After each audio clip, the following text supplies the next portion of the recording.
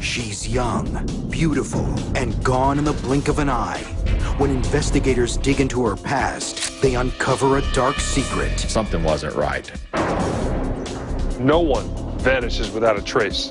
Captain George Duker has tracked down more than 200 people that no one else could find. But the question is, are police looking for a runaway or a killer?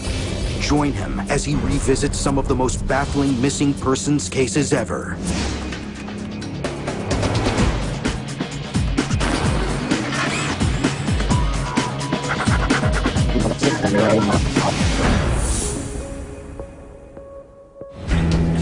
I've been a cop for 26 years, and I thought I'd seen it all. Until I found out about an unbelievably tough case down in Spartanburg, South Carolina. And the way the cops solved it, well, that was something I had to see for myself. Tamika, it's Mom. I haven't heard from you all week. Call me.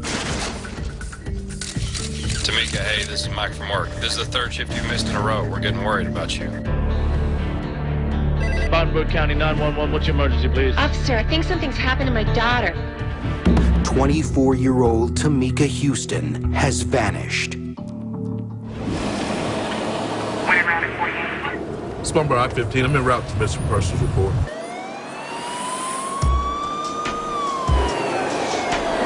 We received a missing persons report from Tamika Huston's family. We're going out to investigate.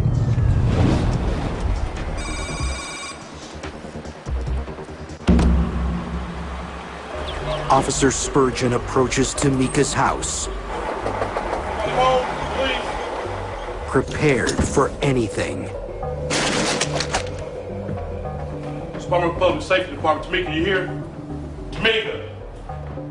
He goes room to room, looking for signs of a struggle. But there's nothing. He notices that Tamika's clothes are still in the closet, but her keys and purse are gone. And I noted that there weren't any vehicles in the driveway nor garage. Okay, so Tamika's car is gone, and there's no sign of foul play. Put two and two together, and it looks like she might have just taken off without telling anyone. As a cop, you have to decide if this case is real or not. Is it a miscommunication or something more? It's up to Detective Steve Lamb and Jay Stedman to find out. Take a look at it and let me know what you find out. Okay. Lamb and Stedman are no rookies, and they know with a missing persons case, the first few days are crucial. Can you tell me the last time that you saw her? We began calling some of Tamika's friends and her family here locally and out of state, just trying to find out who Tamika was. Tamika is a lively, ambitious young woman with a devoted family and many friends. After talking to many of these people, detectives get their first break. We learned that Tamika had a relationship with Terrence Moss. Terrence was someone that the family really wanted us to look into. They felt like that there was a terrible breakup that occurred or something had happened. Moss seemed like the perfect suspect. Detectives quickly run a background check on him and find trouble. There had been some domestic disputes at their residence, and there was a pending court case. In fact, Moss was scheduled to stand trial for assaulting Tamika the very week she went missing. Did Tamika leave town to escape Moss? Or worse, did he kill or abduct her to keep her from testifying?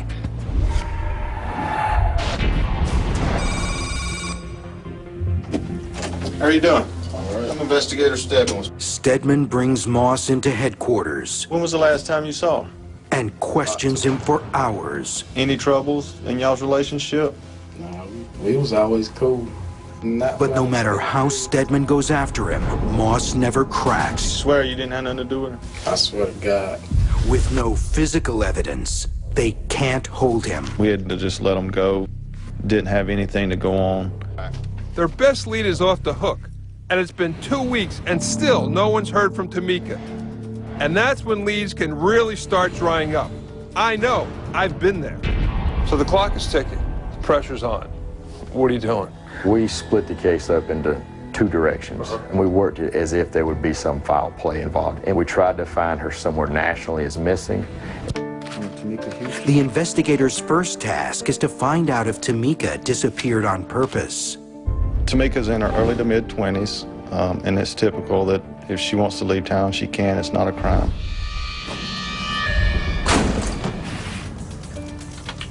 But if she is on the run, she'll need money. I need a credit report on a Tamika Huston. We tried to track her credit card or her credit history to see maybe she, stayed in a motel or purchased something to eat, or maybe even got a job somewhere. They check out her bank statements and driver's license. Because typically you can't function in today's society without using your identification.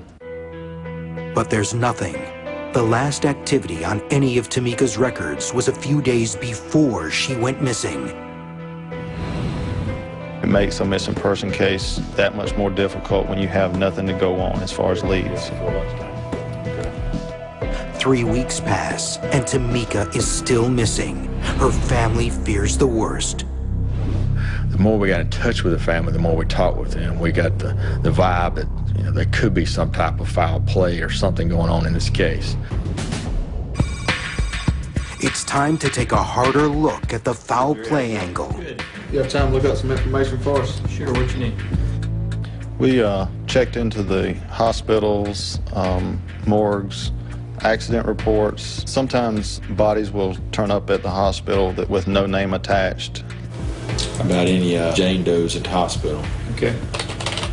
We tried to backtrack a few weeks to see if there was anything that we missed. Any 911 calls might link back to Tamika.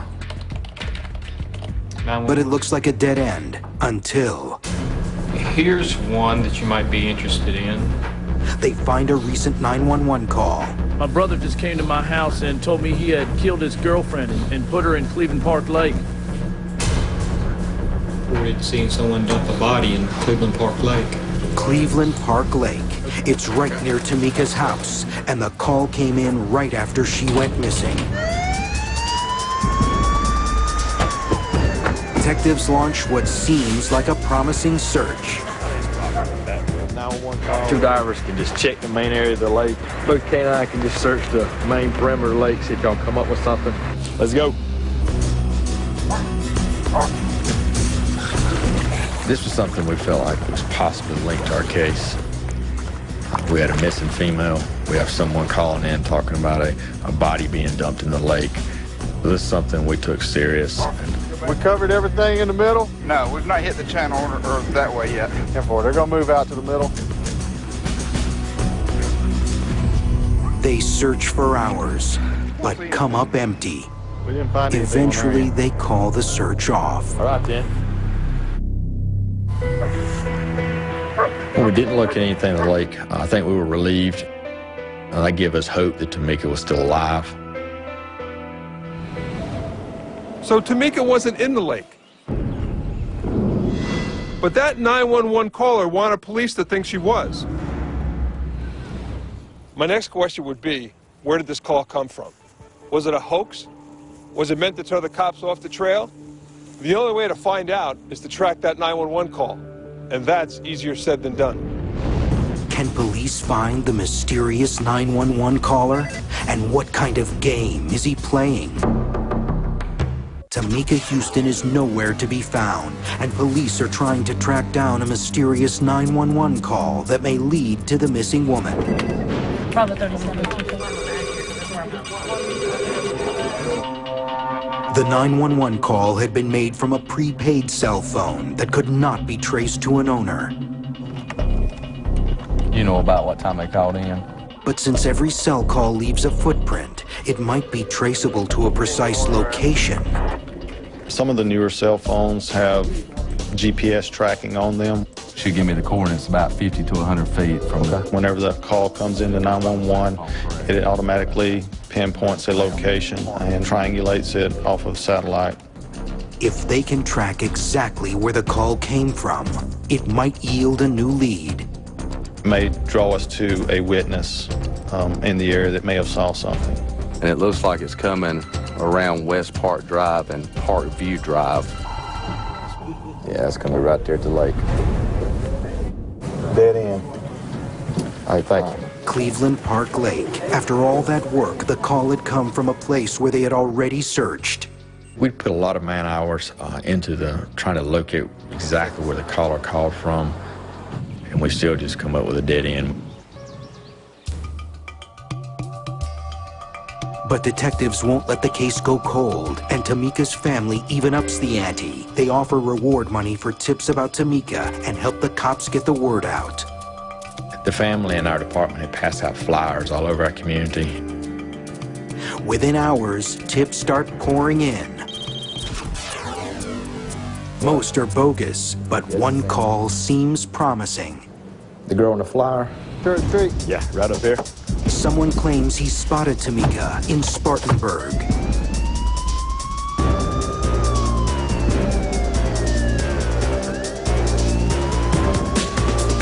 Lamb and Stedman rush over there to talk to the guy.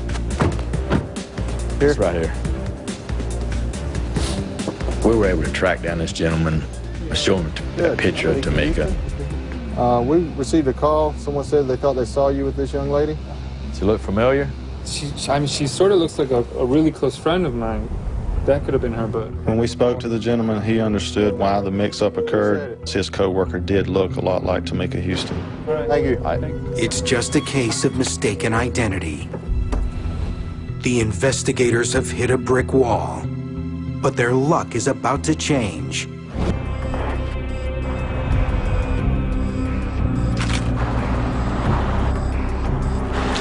What's up, guy? Abandoned car's been here several days at least. We got a call about someone locating the vehicle, and the windows was rolled down, it rained inside, the battery was missing. It appeared to just be abandoned there in this parking lot. Turns out the car is Tamika Huston's, but there's no sign of a crime. Did Tamika leave it here and run off, or did someone else dump it here? The CSI team searches the car for clues. I think I found something. What you got? Set of keys. Set of keys. Yeah. Got some markings on it, some stamp. The first one says AA14. Now they have to figure out what, if anything, those keys mean to their case. So what did you think of these keys when you found them? We didn't think we'd be able to find exactly where they went to. That was almost impossible. So how'd you do it? Yeah, it was difficult. We put that key in a lot of locks. First, Detective Stedman heads over to Tamika's house to see if the keys fit the locks there.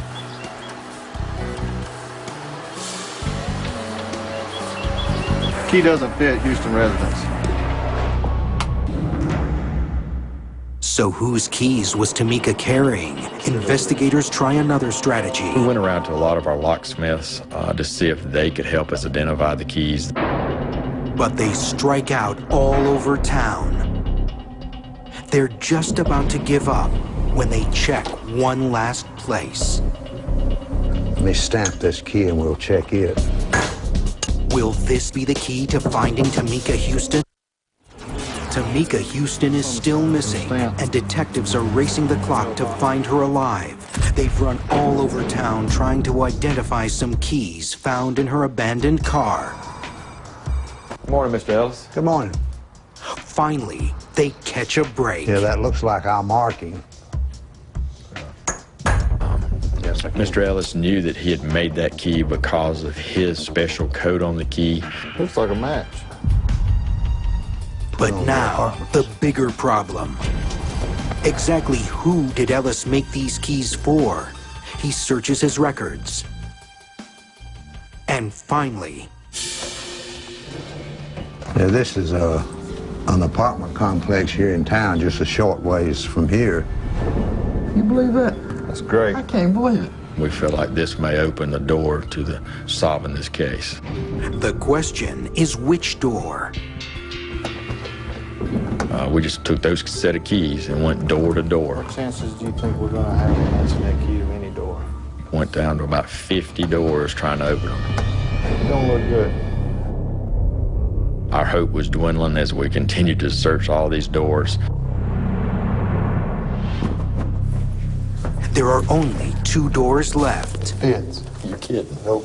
They get a hit. Please. Can I help you? How you doing? Investigator Stedman was part of They question the tenant, Any reason why her key would fit your door? but he says he just recently moved in and doesn't know anything about Tamika Huston or these keys. Mind if we look around? Fine. Lamb and Stedman give the place a quick look, and nothing stands out. But still, why would keys to this door be in Tamika's car?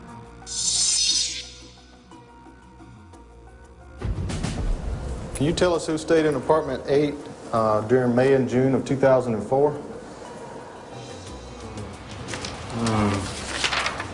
During that time, Christopher Hampton. Christopher Hampton, a local punk. The cops have a new suspect in their sights. Lamb and Stedman track down Hampton and bring him in for questioning. I understand that you had a relationship with Tamika. He mentioned that the last time that he had saw Tamika was right before she was reported missing, and said that she had borrowed money from him. She used to come to your apartment. He tells police that he and Tamika had a casual relationship, but there's a problem with that story, a big one. These look familiar to you?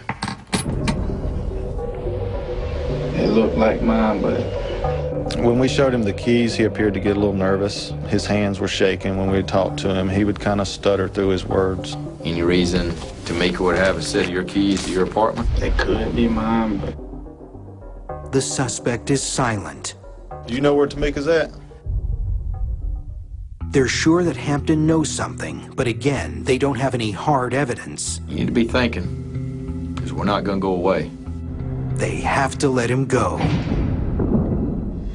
Okay, so they don't have enough to hold him. But they do have enough to get a search warrant for his apartment.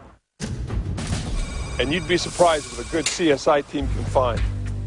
A forensics team combs the apartment inch by inch, and they spot something unusual. We saw some what appeared to be bleach stains on the carpet floor. Someone had gone to a lot of trouble to clean that rug, almost like they were trying to hide something. The tech team darkens the apartment and sprays luminol on the floor and walls. The entire room glowed with a presence of blood. They send the blood to the lab for testing. We took samples and we had it compared at our state law enforcement division against standards from the mother and father of Tamika.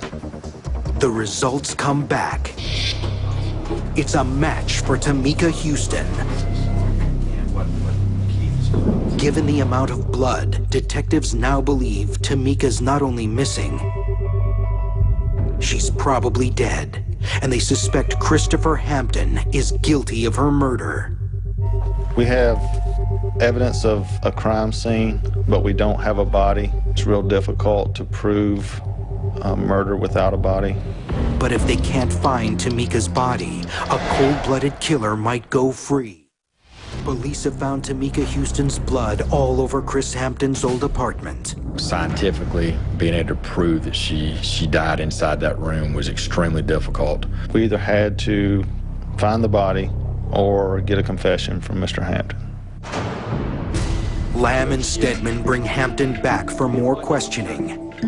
Their whole case is riding on one interview. Gave him all the facts. We told him what we had. At first, Hampton refuses to talk. Hey, sit back down. Hey, bro, I ain't want to tell him myself, though, you know. Tell me. I ain't want to go to jail. It takes 4 long hours, but they finally drag the truth from Christopher Hampton. Tamika and Christopher Hampton got into an argument over some money. He struck her in the head with an iron. Is she moving? You know she's dead. I know that. She died there at the scene. When it got dark, takes her out to a remote location and buries her. It's right here on your left at the cross. Okay. So this is where he brought you? This is her gravesite here. And this was all about money? It's all over money. 1 year after Tamika Huston went missing, the case is closed. Christopher Hampton is behind bars. He pled guilty in front of the judge, in front of the family. Well, at least you're able to find her body and bring Tamika Huston's family some closure, some sense of peace. And, you know, a lot of families, they just don't get that. Hampton was sentenced to life in prison. That's one for the good guys. We worked hard on it, and I'm glad it's successful for that family.